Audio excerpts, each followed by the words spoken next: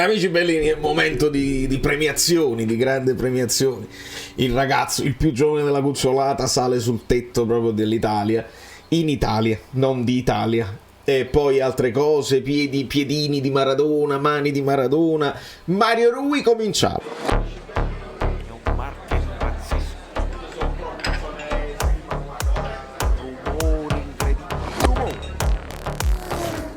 Allora, Paolo Rubeis o Rubeis, benvenuto sul canale, benvenuti tutti i nuovi iscritti e lasciate i like per questo ragazzo qua. Lo facciamo un record di like, che ultimamente i like scarseggiano, vi siete rilassati come il Napoli campione in Italia, perché non c'è più bisogno di punti e quindi vi siete rilassati anche voi con i like. Dai, like, canale Telegram, campanellini, fate tutte le cose belline perché almeno un po' di giustizia è stata fatta. Non completamente perché Lobo è Lobo e non è stato considerato. Ma potevamo vincere tutti i premi? Non si può fare, non era proprio plausibile. Abbiamo comunque dominato assolutamente la scena e andiamo a parlarne con una bram bam tattico. I destini forti, i destini fortissimi. Cade tutto. I destini fortissimi. Una frase che secondo me rimarrà storica di Spalletti.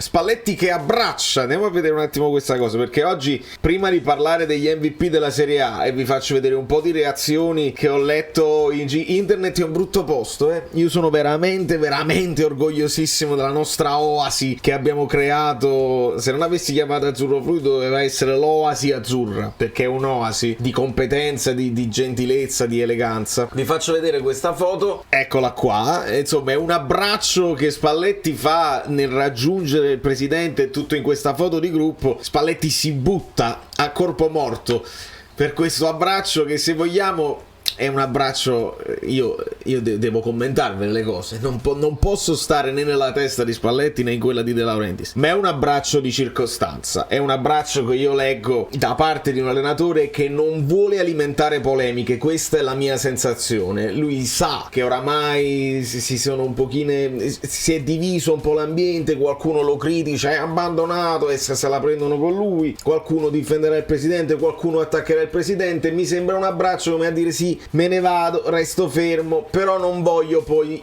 infierire contro la società che magari può avere delle responsabilità. Me lo abbraccio. Non è un abbraccio con i baci così. E poi De Laurentiis risponderà pure anche con il suo abbraccio, che si aggrappa tipo koala e poi dice: poi le dovete mettere insieme. A livello di Photoshop è complicato, qualcuno ci potrà provare, e quindi creare un abbraccio condiviso tra Spalletti e De Laurentiis. Ci fanno anche sapere, adesso è riuscita la storia della penale. Quando Spalletti ci ha detto non c'è nessuna penale, non devo pagare nessuna penale, probabilmente Spalletti si riferisce: non devo pagare nessuna penale per fermarmi se dovessi poi voler andare ad allenare. Questo è un altro paio di maniche e si spiegherebbe poi la PEC se De Laurentiis sapeva già. Gli manda comunque la PEC per bloccarlo nel caso in cui tu cambi idea. Potrebbe poi cambiare idea anche a metà stagione, ma Spalletti non ama entrare a metà stagione. Insomma, sono tutti discorsi che lasciano il tempo che trovano. Godiamoci quest'ultima partita, questi ultimi momenti. I bambini ce lo abbracciano a Spalletti e poi penseremo al futuro. Nel frattempo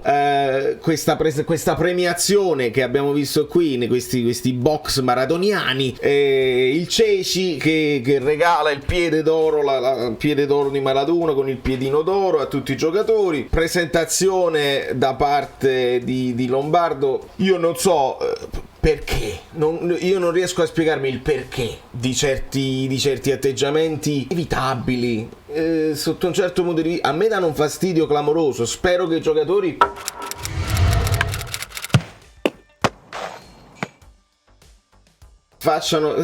entri da un orecchio ed escano dall'altro certe frasette, certe risatine al microfono. Sei al microfono, non sei a casa tua. Cioè, ha preso per il culo tutti e a partire, ha detto Amir, uno dei nostri capitani, e vabbè, qua ci può stare. JJ, Juan Jesus, un altro dei nostri capitani, anziano, però subito aveva chiamato anziano e JJ dice: ma come anziano? No, non poi così anziano. Anziano.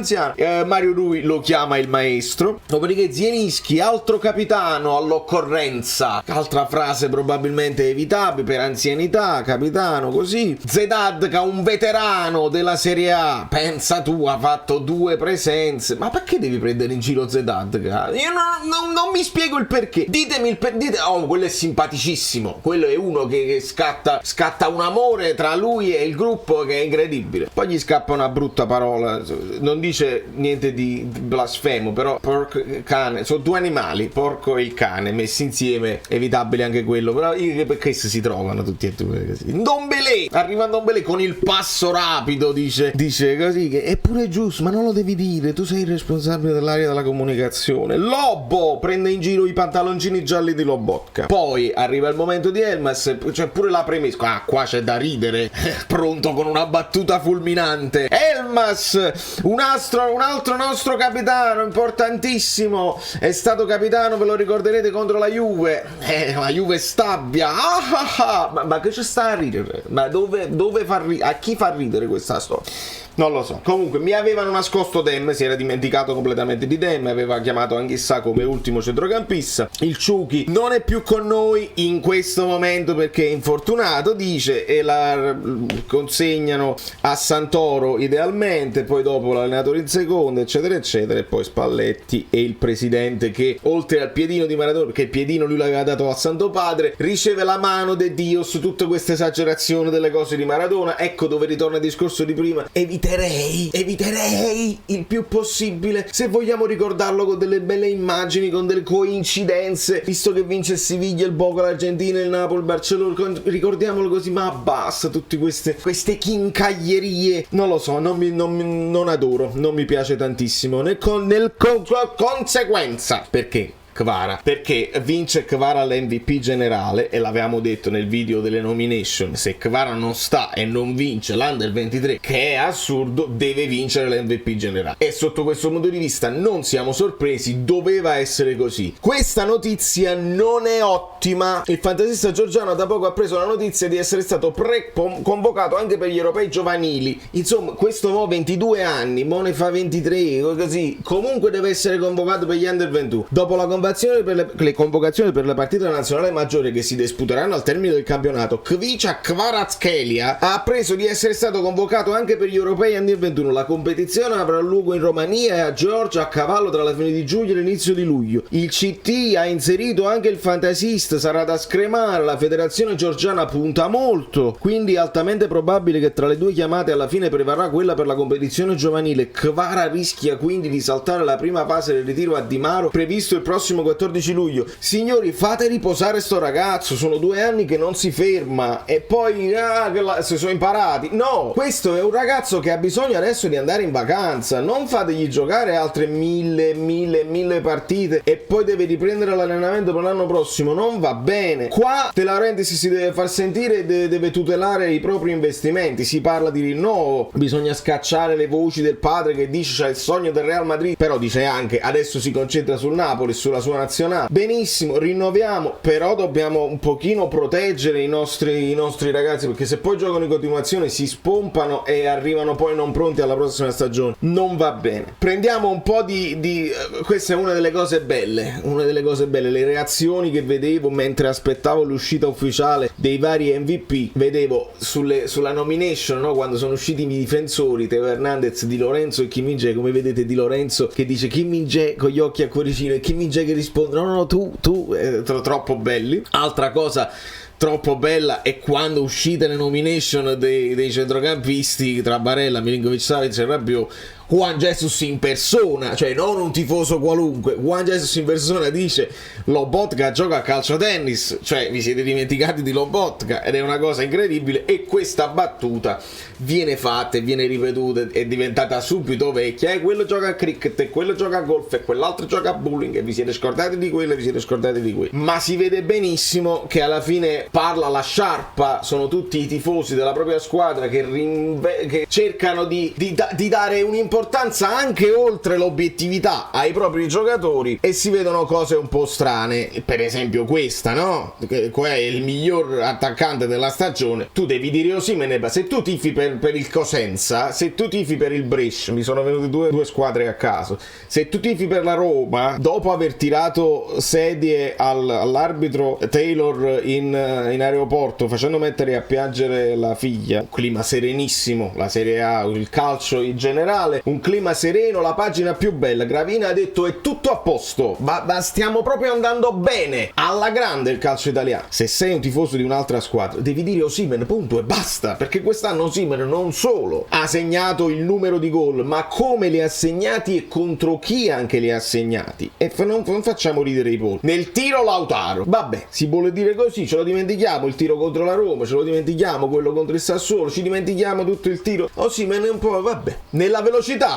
passaggio e dribbling Leao, sul dribbling posso anche essere d'accordo, ma sulla velocità non lo so, perché Osimhen ha dimostrato proprio con i numeri di essere il più veloce di tutti. Che ci fa nella top Osimhen che fa solo gol a porta vuota? E qua vedi 68 hanno messo pure il mi piace, perché sono gli anti-napoletani 68. Poi ci sono 88 risposte che cercano di dire ma verfai, ma sei serio, ma sei convinto di quello che dici? E lì è parlare con i terrapiattisti, non ci puoi ragionare, ti dirà cose che non hanno senso. Quando si parla di Barella ti dicono ma qual è il centrocampista che sta in Champions? Sono i premi Serie A, che c'entra che Barella sta in finale di Champions? Non c'entra niente. Devi capire e devi rilevare che Lobotka è stato mostruoso dall'inizio alla fine del campionato e non si poteva fermare, e ha fatto la differenza, punto e basta. Poi ti piace Barella? Benissimo, io sono convinto che Rabiot abbia giocato meglio di Barella, sia stato più decisivo nella Juve Rabiot che non Barella nell'Inter, quindi tra i tre Rabiot, probabilmente Milinkovic-Savic e poi Barella, anche come bonus se andate a vedere il Fantacalcio. Ma non considerare Lobotka è qualche cosa di triste, è triste. Sull'Under 23 per esempio, se è solo per gli italiani fa giuoli, se è esteso anche a tutti gli Under 23 non si dovrebbe neanche discutere da dare a Kvara. Poi abbiamo risolto che a Kvara stavano dando l'altro premio, quindi si chiedono a Kvara dove sta. Scalvini, direi non ci sono discussioni da fare, cioè quelli che dicono non ci sono discussioni, e quell'altro poi dice fagioli su non diciamo, e devono essere anche volgari, perché quando devi imporre il tuo pensiero devi essere volgare, perché se dici una frase forte, una parolaccia, vuol dire che il tuo pensiero è più forte e ti convinci tu stesso di avere ragione.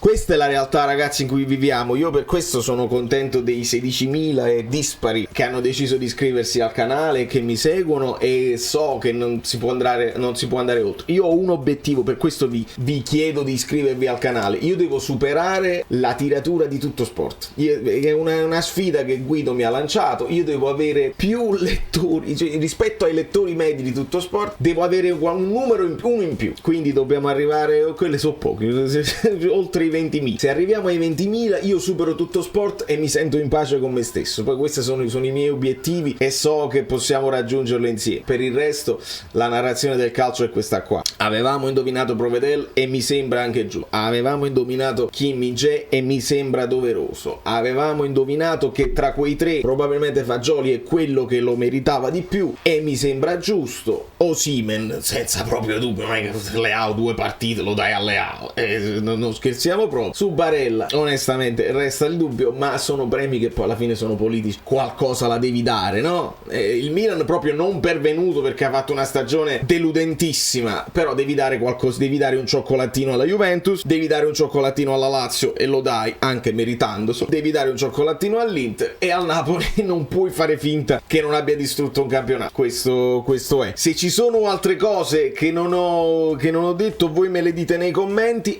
È tornato Mario Rui a disposizione, si è allenato in gruppo, quindi salgono le quotazioni, la botta di Olivera potrebbe anche rientrare, quindi se Mario Rui sta bene possiamo pensare pensare di rivedere Mario Ruda al primo minuto e poi dopo una passerella generale per tutti gli altri giocatori. Vediamo, è una partita che conta il giusto, non voglio dire che non conta nulla, conta il giusto, perché bisogna farla la festa anche portando un'ultima vittoria. Io ci tengo moltissimo. Da New York, Valerio Fluido è tutto, state tuned, fatemi superare Tutto Sport che me lo merito. Ve lo meritate anche voi, la community se lo merita. Sembra una parrucca, ma non è vero, perché vedi cambia. Ah, ma no, che bella, io me li fai. Sono Saveri da soli. Dobbiamo arrivare a 20.000 iscritti, di cortesia, perché questo è l'anno. Avete lasciato i like. Niente più, dai, basta, sei cringe. Quante cose.